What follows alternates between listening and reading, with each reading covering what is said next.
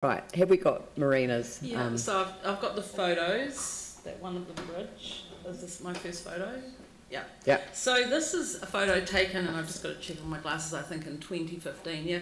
This is the Kapatahi, or Kapatoni Creek. When my parents bought this property, you could jump over the creek. In 2015 it looked like this, and it's now part of a city council reserve. And the next photo shows you, so you can go to the next photo, shows you what it's been looking like for the last 6 months, with water abutting the edge of the creek. You can see how it's actually, the rails have been improved. And last week there were dead eels and dead trout lying up against that, against there. And it's sat like this for most of this year. And when we had our working party meeting on April the 4th, Graham Harrington said, it's really surprising that there's so much water in this catchment, even though there's been no rain. And my fear has always been, if there was a huge rain event now, when the water's looking like this, what would happen? Like, probably quite a lot of flooding, actually. On the 4th of April, when we had our joint working party meeting, Kevin McDonald from the City Council addressed the meeting. We had a meeting about the long-term plan, and he said that there's $55 million in the budget for the Styx catchment. And I was really excited. I thought, we are going to hear how the lower Styx is going to be dealt with. Are we going to get extra pipelines? Are they going to put a pump at the end? How are they going to deal with this extra water? It seemed to me that all this money is for infrastructure, for developments to a reasonable degree. This is what he said. Consent obligations and contractual obligations for work that the council's going to do in the upper reaches of the Styx catchment, not in the lower reaches. The lower reaches are receiving none of this money. Okay, so we are sitting with a saturated water catchment from Martians Road towards the sea, and there is no money being spent in there. The only maintenance that I'm gathering is some weed eating. So you can go to the next photo. So in April, so this here is what we used to call the ram paddock has looked like for most of summer. About 4 weeks ago or 5 weeks ago, the weed eater went through, and this is what the paddock's looking like now. So you can go to the next picture.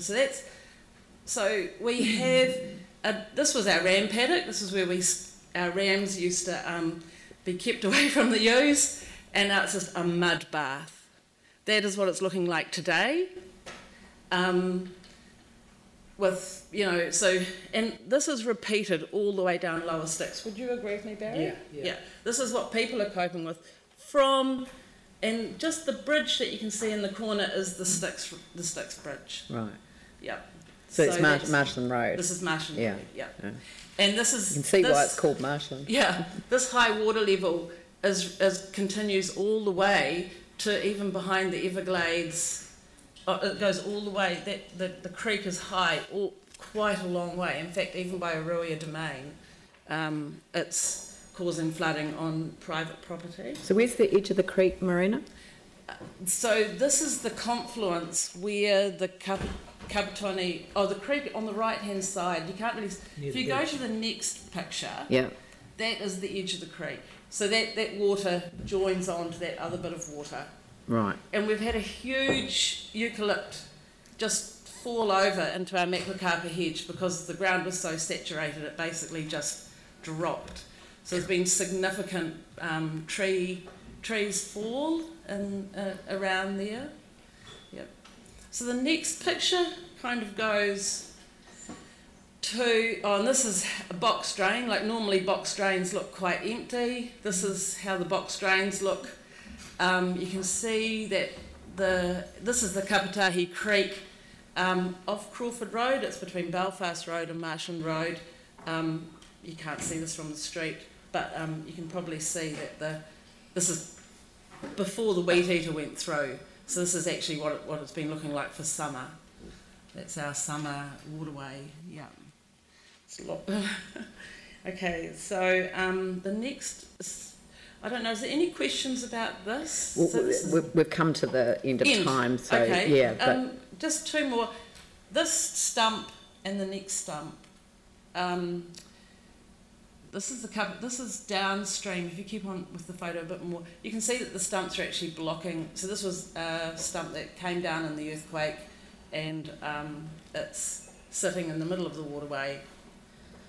And yeah, sorry that I've taken so long because I was hoping we could get some questions. no, well, you've raised a number of questions, but Yes. that they are questions that we will direct through to staff. And Oh, so I think in my submission I asked that an additional weed eater be bought so that the connect, because currently we're sharing a weed eater with 3 rivers and it's not working. Right. We actually need this water level kind of dealt with.